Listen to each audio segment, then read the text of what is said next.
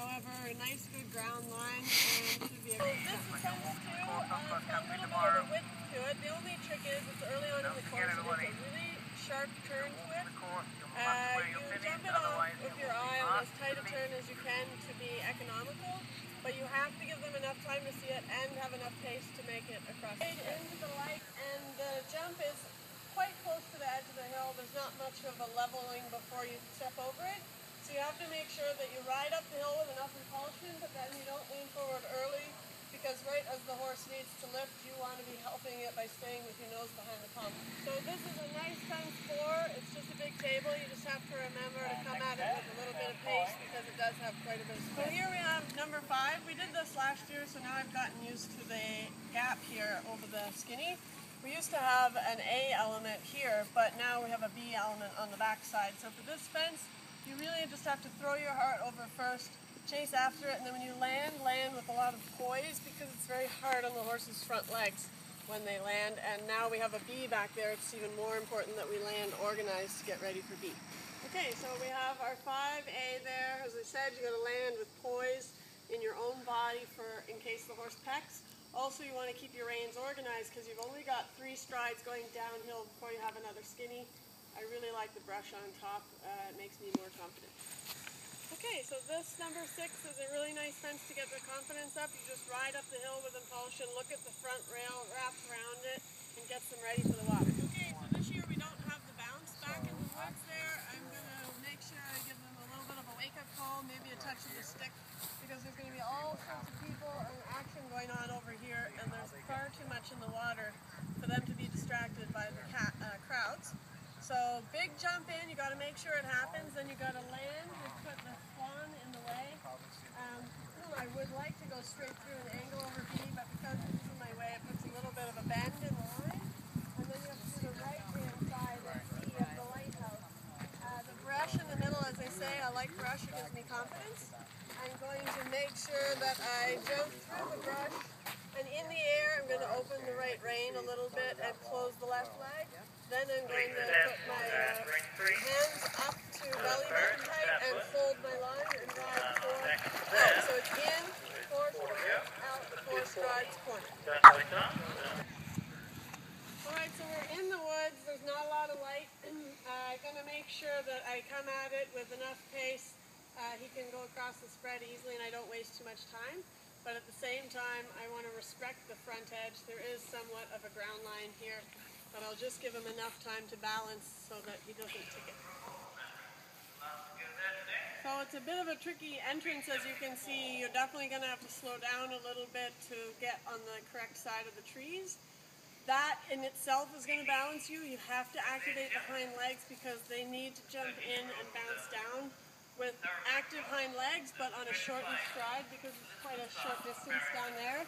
And then a great big effort up, and you can see on the C there, it's so slanted away from you. They have to be on their line. So I'm going to ride in over the bounce, down there, up, riding that post that's on that side of the bank. And then I'm just going to hold my train tracks with my arms at belly button height, real stiff, because again, it's brush on the out, so I'm not worrying about how he jumps out so much as line, right? So it's line over distance. So it's bounce down, 1 stride up and out over the skinny. If you have a stop at the bounce, you don't have to reapproach. You can do the little bench there. I think you're going to have to move around to the left because it's numbered separately. Come in this little gap alongside the bounce, down the bank, up the bank, and try to go out over the angled hedge would be my option. Or you'd have to track left, track right, and jump straight into the forest on your right there, which isn't really ideal. So I think even if I have a problem at the bounce and I have to do the long option at 9 and 10 AB, I'm going to do the straight approach still to get out over C. I don't think there's time to swing out and jump back into the woods. That would be my last choice. Here we have a little bit of a ramp, a ski jump, sort of an into space. I think it's a confidence-building fence for this level of horse after the water and the sunken road. And we have to go up the hill to a toothbrush soon, so I'm very glad of it. Whoa, calm down. So this fence is the triple hedge. It's it's at the top of a hill. It does level out a little bit before you jump it. However, this is quite a width. I would say it's probably about 8 feet wide at the base. So you have to hit it on your mark. So at the bottom of the hill, you get your impulsion and your revs. You get the horse's chest aiming square to the middle, and then you have to ride right up and use your leg at the takeoff. You can't be picking or moving them on and changing the stride on the way into the fence, because they'll have a silly glance off. There's nothing to protect either side of it, so they would easily jump off to the side. Another confidence building fence, which is nice because we've got the coffin coming up, and I really like the decorations.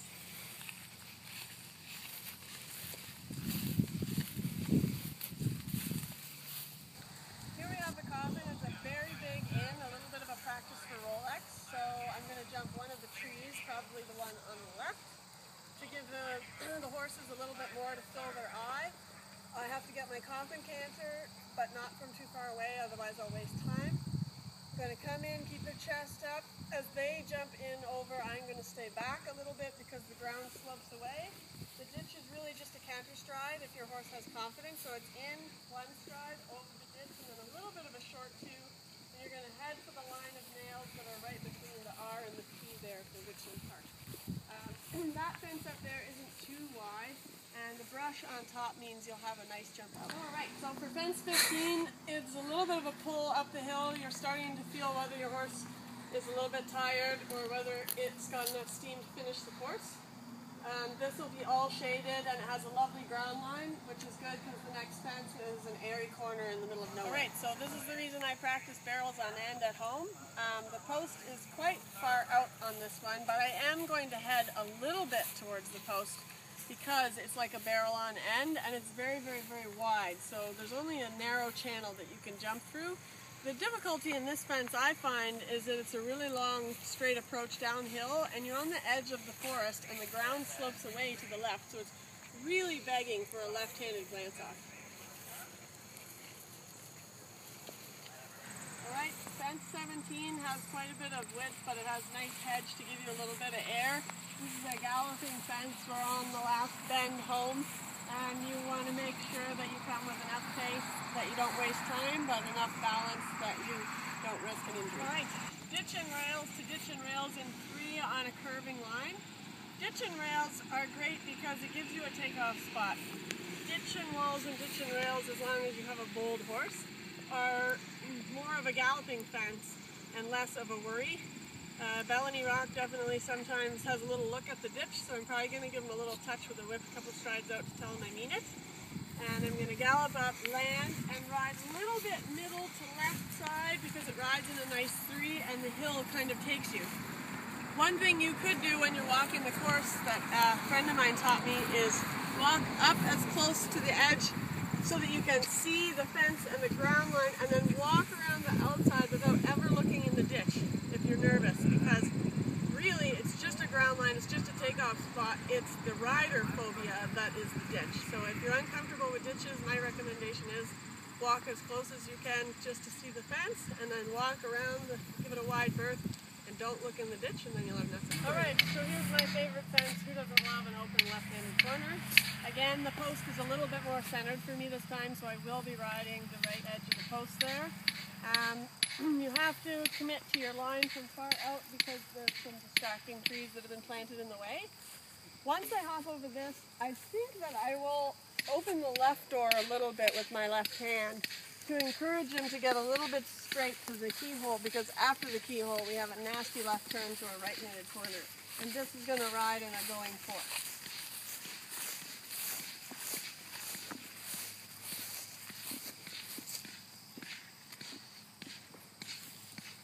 Alright, so here's where it gets tricky. The good thing is that it is brush, and the keyhole may help slow them down a little for you.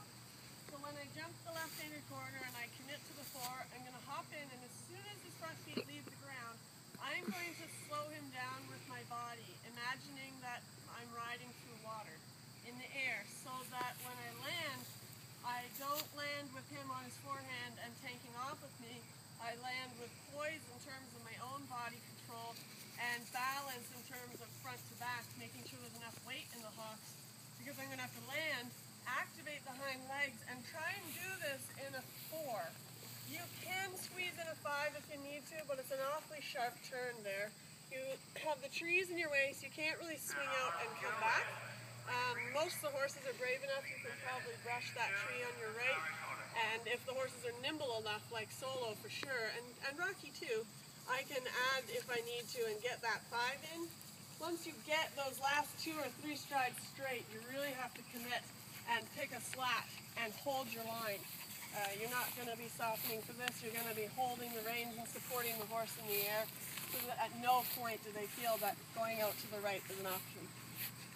Alright, so as I was once told by Bruce Davidson, ride this one as quickly and safely as you can. You'll know how much gas you have in the tank, but it would be nice to jump this out of stride economically and not take too much out of your horse, and also get their confidence back up after a tricky combination and before the water. Here we have another hanging log into water. They've changed this water from last year. It used to have a drop on the back side of it, and it used to be much shorter distance to the next fence. I actually find this more difficult. First of all, you can't take the hanging log for granted, even though you've already done one into water, because it's quite vertical. The water has quite a reflection, and there's a little bit of a slope on the ground on the backside here. So I'm going to ride up to this, and I'm going to have my body really flat and my nose behind the pommel, and then I'm going to punch it with my legs to make sure the horse jumps when I say jump.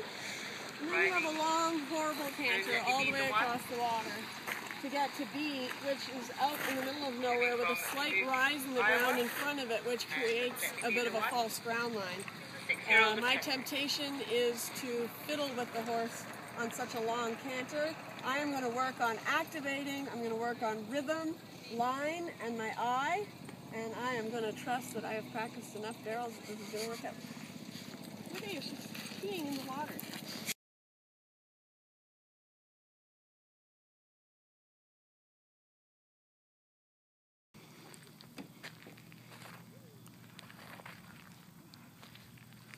Vindicated Zones and Ridden by Cynthia Wiseman from Miller. Alright, here we have a fence that is for building confidence. You're close to home now. I think they really put this fence in because they need you to have a long enough course. So we sweep out, we jump this ramp, and then we sweep back, go through the water, and we're on our way home. Here we have another fence where it's a long approach in the water. It's skinny, it's round. You have to keep the momentum, keep the canter, and keep it activated without losing too much balance in the front. Otherwise, you might have a silly glance off. Chatsworth and Ellen Ferris, 40.9. Just by chance, and Rachel Johnson, 31.4. Right, so one last combination, and everybody's going to have to respect it. The angled cabins on the second last fence, you are going to have to show jump these probably on any horse. It doesn't matter whether it's tired or it's still full of running. They demand respect. You're going to jump in, one stride, jump out, and then take off to the end. I think it's a good thing they put these in here because originally it was just one cabin, and not a lot of horses and riders were giving it enough respect, and a lot of horses were wrapping it with their feet. So this will make us all ride better, and hopefully the horses will respond well, and we'll finish up nicely over the last fence. Here we have the last fence. Just one thing to consider, I know horses at this level don't look at it. On the odd occasion, a horse will duck. So you want to make sure that you have the front end up over the jump.